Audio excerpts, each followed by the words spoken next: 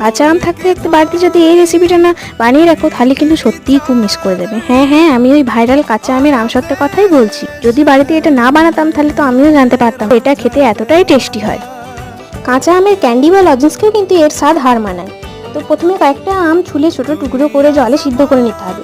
ছাঁকনির সাহায্যে পাল্পটা বের করে নিয়ে তারপর এক কড়াইয়ের মধ্যে ছেঁকে নেওয়া পাল্প এবং তার মধ্যে পরিমাণ মতো বিট লবণ, চিলি ফ্লেক্স এবং চিনি দিয়ে একটু ঘন করে নামিয়ে রাখতে হবে।